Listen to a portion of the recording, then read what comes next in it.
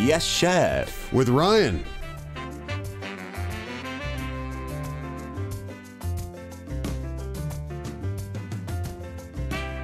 Tteokbokki, or the stir-fried spicy rice cakes, are called the national snack here in Korea, and it pairs perfectly with what we're going to talk about today, which is Sundae, the Korean sausage or blood noodle sausage. And joining us again today is our wonderful global chef Ryan, the head chef of #DailyK and many other establishments, I'm sure, including his wonderful farm garden. Introduces various Korean dishes from around Korea. Hey Ryan, how you doing? I'm good, man. That was a nice introduction. Thank you very much. I didn't know where to stop or where to continue. I got lost in the middle. I wasn't sure what I was going to say. I was going to talk about your haircut, which is mighty fancy. I've never seen it this short, that high up the back as well. Yeah, right. It's amazing. Yeah, my barber, he just got a little crazy this time, man. I tell you what. How do you ask for that, Ryan? What's that called? I didn't. No? I mean, the whole haircut, though. Just happened. What's the style's name? That's a good question, man. No? Do you just say, like, short on the back and sides and leave it flowy on the top? Yeah, I'll usually say, like, milli, how many millimeters. How many millimeters do you go for? Is that 2? This is shorter. I don't know what happened. 1.5? I don't know what happened. It's not really that important, but for me it is, because I want to get that same length. Is that no kidding? 2 or 1.5? I think this is the no guard. No guard. Yeah, because you know what I think he did. No guard is just a. He's a nice guy, so I didn't give him a hard time. Yep. But I think what he did is he screwed up. And really? In the back, when he was touching something up, he went with no guard and he didn't realize it. And he went too far. Because then suddenly all his work, he just went back over it with no guard, and I was just like, well, it's summertime. Yeah, it's all right. It's nice and cool after all. But let's stop talking about my head. And you don't want us to focus on that. I was going to get you to do a little swirl and everything, but no, we're going to concentrate on the food, right? Today it is Sundae, and Sundae, in terms of aesthetics, I think is one of the most off-putting foods for foreigners coming here. When they look at it, they're like, huh? What is going on there? When I was a kid, and I was a very fussy child, you know that. You still think I'm very fussy today, but you should have seen me when I was under 20 years old. I was terrible. And as a little kid, I used to look at Sundae steaming in those big pots next to the tteokbokki stalls, and I'd be like, what is that snake worm, weird, curly thing that shouldn't be eaten at all? Explain about Sundae to our listeners better than me. Yeah, okay. So, first off, man, it's a much healthier sausage than the sausage we eat in the West. Yeah, don't think sausage. It looks like a sausage, but it's not the same. For those of you who do not know, sausage is a great way to sell fat to people. Really? Yeah. I mean, I think the butchers were like, man, I got all this fat and I got all these casings. I got to sell it to these people somehow. I got to get some money off of this. There's a good solution for that. I mean, if somebody sold you ground pork or ground beef, and it was 50 or 60% fat, you'd be like, what have you done? Yeah. You're ripping me off. Absolutely. But when you put it in a casing and call it sausage and add some spices, people are like, can I have some more? Yeah. So here in Korea, it's actually not like that. We're not putting all this fat in there, really. It's actually starch noodles often, or maybe even glutinous rice or sweet rice. Other vegetables go in, which you very rarely see a sausage that has vegetables in it, right? Yeah, I mean, except for maybe garlic and onion, that kind of thing. There's not vegetables, but they sometimes put apple in there. Yeah, a fruit, which is quite a nice twist, but that's quite rare. Special. Those are unique. Yeah.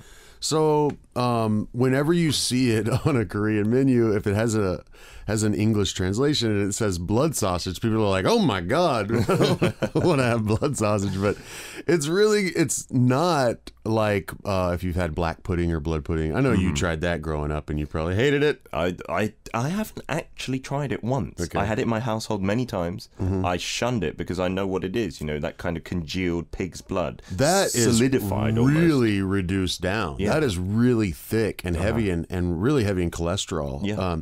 Now, when they say blood sausage in Korea, it's nowhere near that weight. No. I mean, yes, it is reduced a little bit to thicken, to coagulate more, and it mixes with the starch noodles, the damyeon, the vegetable noodles, right? Yeah.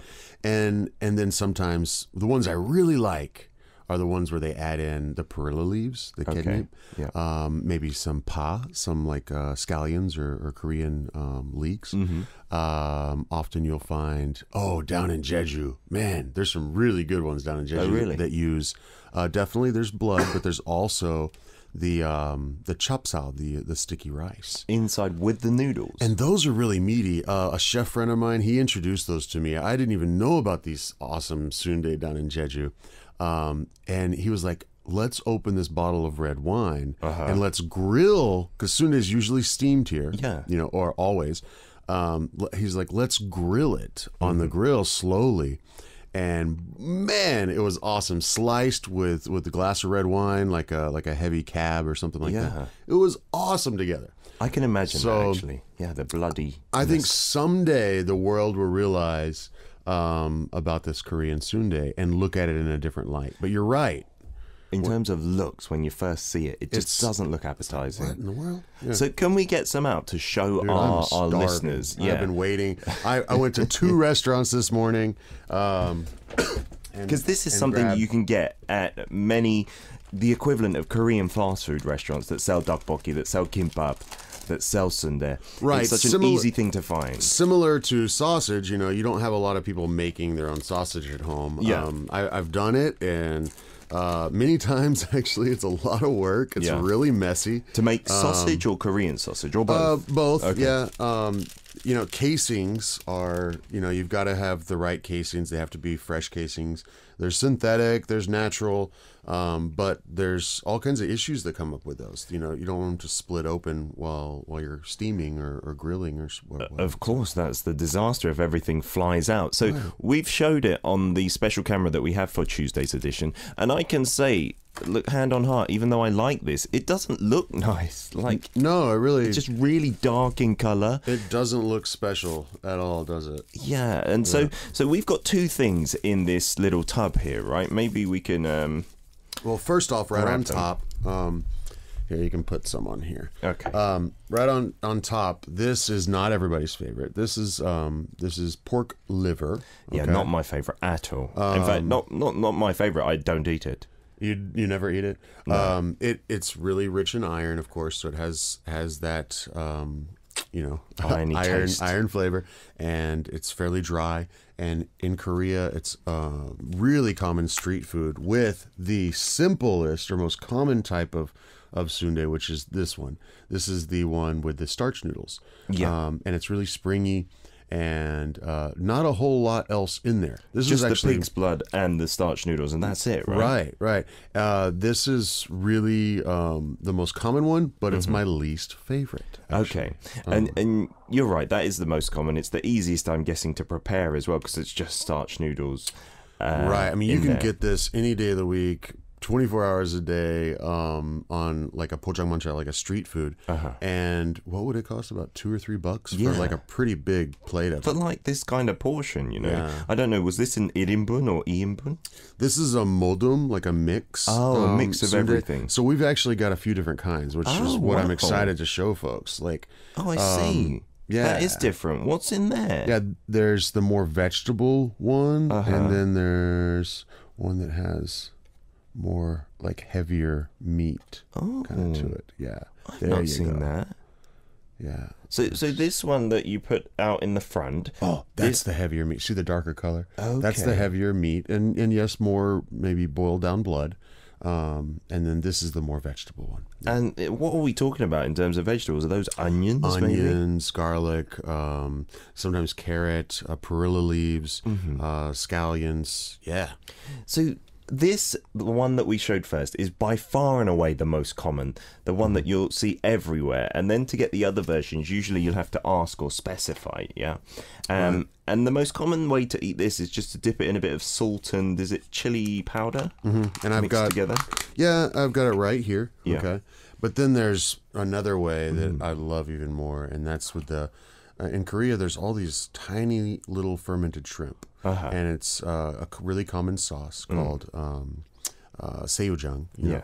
And then this one has a few chopped onions in it, added in, and So it's really salty, isn't it? It is. It is very salty. I don't really consider it to be that fishy. But you know how a lot of sauces like Worcestershire or, well, a lot of things have like a seafood kind of base in the background that just really covers your palate. It's just so much more flavor. It gives a lot of depth. It's like when you hear of Italian grandmothers starting sauces with anchovy paste, you know? Because it's not something you really taste. You're not tasting spaghetti sauce and going, oh, it's full of anchovies, but you're like, you know, you really get this depth of flavor. And that's kind of what seujeon does. For sure. I've never tried it with the seujeon. I've always liked the salt and chili powder. So while I nibble on the normal standard version, can you tell us what is the casing made out of in Korea? When you buy this from an average place, what is the casing? Yeah, they're pork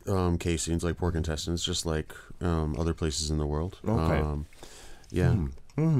No, I know this is your least favorite. But still, as a filler, you know, it's great, especially with some tteokbokki, because the tteokbokki is very spicy, very stimulating. This is much plainer, you know, in its flavors, and then you dip it in the salt. I like to dip it in the tteokbokki sauce, the spicy sauce. Oh, same here, yeah. It's so much better. Yeah, that's street food. I mean, if you're out in any kind of party area or lively area at night in Korea, you're not far from one of these that has the tteokbokki, has the sundae, and then has the twigim, the fried stuff. And boy, what talk about like a late night comfort food. It's amazing. You know, it's like Korea's version of tacos. You know? Please dig in, Ryan. I know, do you eat the liver as well? I was waiting for you to finish chewing. Yeah, I don't mind the liver. It's not like I'm not going to eat like a ton of it. And that's the vegetable-y one, is it? Yeah, this is my favorite one. You know what I really like, and I don't want to freak people out too much, but they also will have heart as well. Pig's heart. And other organs and stuff. Really? Just on the side? Yeah, and you usually have to ask for it, you know? Yeah, but when they see a foreigner asking for it, they always smile and they're like, really? You like that? And then like give you extra. Oh, nice. And it's a pretty sweet deal. I think the texture is amazing, and it's full of fat, so of course it tastes good. Okay, nice. So Ryan, while he's munching on that vegetable-infused one, I got to say, this is the equivalent of you see hamburger or hot dog stands outside the clubs in the UK, you know, selling the street food late at night, and you're always wondering, where has that come from, what's in that hot dog, that kind of thing. This is so much more, I reckon it's got to be more healthy, although it's pig's blood. Inside the average one, it's pretty vegetarian, right? In terms of the starch noodles, is like 90% of what's in there. Compared to sausage, other types of sausage around the world. Yeah. Let me try the vegetable one as well. Worlds more healthy for you. I mean, oh wow, vegetable one. The texture is so different because I've never had that style. The starch noodle one is packed full of noodles, so it's really stodgy. You know, there's just chewing and chewing and chewing. Right, yeah. But the vegetable one is much more mushy inside. And it adds lots of vegetable-y flavours as well. That's way better. Do they sell the vegetable one at most places as well? Not the street food ones, but restaurants, yes. That is like 10 times better. I've never... Ryan, you've opened up my mind. Right? Because that tastes more like a kind of sausage than the starch noodle one, which really does taste different. There's more going on there, and you can get the soup. I should say this is one of the most common lunches or just meals any time of day for hard-working Korean men, I think. Just have some sundae and some tteokbokki and things like that. It's not uncommon to see like 20 taxis parked in front of one like 24-hour Sundae guk place where you can come and get a soup for $5 and it's got one of these types of sundae in it. Yeah, and then it's got all the different parts of head and sometimes the morigogi. Yeah. And that is a really hearty meal, isn't it? It's actually becoming more and more trendy. I see many groups of girls going to eat that as well. Really? Most of the girls I know don't want to, like, they're not real big fans. I hope my wife doesn't mind, but her and her friends love it. That's where they go for some sundae-guk when they're going on a girls' night out. That's their first stop, like to fill up. And they'll just eat it. They'll have a bit of soju on the side. They'll Sound like some cool girls. Yeah, and apparently it's becoming more popular amongst women as well, younger girls who just love the taste and the flavour. Yeah, we'll be back in part 2. Maybe we'll eat some more parts of this sausage, Korean sausage, and some liver as well. That's Ryan's going to tuck into now. For the time being, let's play a song. This one is from Nine Muses. It's "Sleepless Night." 잠은 안 오고 배는 고프고. We're back for part 2 of Yes Chef. Don't forget Tuesdays is when we have the camera in the studio because we've got the food here and we eat it all together. We've got some messages to read out before we try some more as well. One here from Annie in Singapore who says, "Good morning, Chef Ryan. I'm really excited that you're talking about sundae today. I had sundae guk and I fell in love with it after the first bite. Yes, it was literally love at first bite. I love the chewy texture and the taste. I haven't tried the dry sundae without the soup yet, but I'm sure it will taste even better." What's your take on that? Do you prefer it in the soup itself, or do you prefer it like on its own, dipped into either the small shrimp or the salt? Sometimes I'm a big fan of soups. So I think Korea is the right place for me. Oh, it's amazing, right? Yeah, there's soups on all of them under the sun are here. So many, like, really crazy, hot, boiling, brought to you still boiling. So I love those. I also love these really nice, more interesting types of sundae or Korean sausage, just steamed. Or even take it another way and don't do it Korean style, but grill it. It was really good. I've been doing that more and more. So I think they have sundae bokkeum in some places, right? Where you kind of fry it with vegetables. And we might have to have a whole nother show just about sundae because, man, that is something else. I've never tried it. You've never tried it? I would imagine it would be great, though. What we're talking about is like a griddle with a lot of different vegetables. So again, it's a healthier way. I mean, this is not a really heavy food, Yeah. I had sundae bokkeum or sundae gopjang bokkeum, which has some other intestines in it. It's really nice. And a lot of vegetables. I had it for lunch the other day, and it wasn't super heavy. It was really, it's a little spicy. It's kind of bright because of the perilla leaves in there, and the onion, carrot, and then lots of the noodles, lots of the starch noodles in there mixed in as well. Oh, just by themselves, not inside the sundae. Separately. Separately, and it's just all mixed up, and some would be in the sundae, some would be outside, and cabbage in there. It's so good.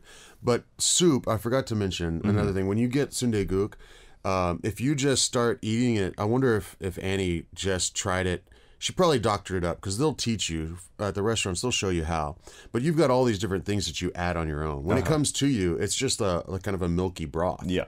You have to add stuff to it or else there's not enough salt in it. Right. 99 times out of 10. Sure. And there's a red pepper paste. Yeah. There's the seiyu, the shrimp paste or shrimp sauce. Then that's to add salinity or salt. Yeah. Then there's the dulce karu or the wild sesame powder. Oh, that tastes good, doesn't it? Yeah, it's kind of peppery, It's kind of lifts it a little bit, on the palate.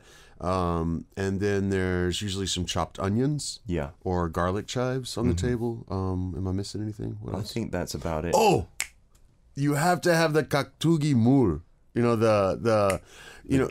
There's a type of kimchi that it's usually served with called kaktugi, and that's made from the radishes. Yeah, and the big cubes. And it's in the red kind of juice that it's been in. Sure. And they serve you a dish of this, and if they don't put enough of the juice in there with it, you can ask for more. And the people that really love sundae guk, they all know this.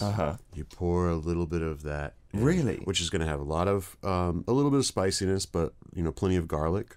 Wow. And then that sourness from the fermentation process. I've never heard that. Is that like some secret code at the sundae place? So the cubed kimchi is in there, and then you just pour a little bit of the juice out. Yeah, and you can ask for more, and they know what, because like the people who eat it often, you got to have that. So. That's a great tip, isn't it? Annie, let us know how you tried it. Another message here from Siska saying, Peter's introduction to Ryan was great this morning, a lovely new haircut, but it means no more man bun. Is there enough on top still? Maybe? Oh, God. Have you folded it over? Let's quit talking about my hair. Let's talk about something else. Yeah, you're one of the most modest people I know, Ryan. I always want to try it, sundae, because I've never eaten it, despite going to Korea many times. No one wants to share it with me, so it'll be too much if I eat it alone, especially the giant one at Gwangjang Market. But I tried sundae guk, thanks to my colleagues in the Seoul office. It tastes good. Well, a bit hesitant at first when I saw the bowl, but I asked for more afterwards. I need decided to eat some tteokbokki next time with some sundae.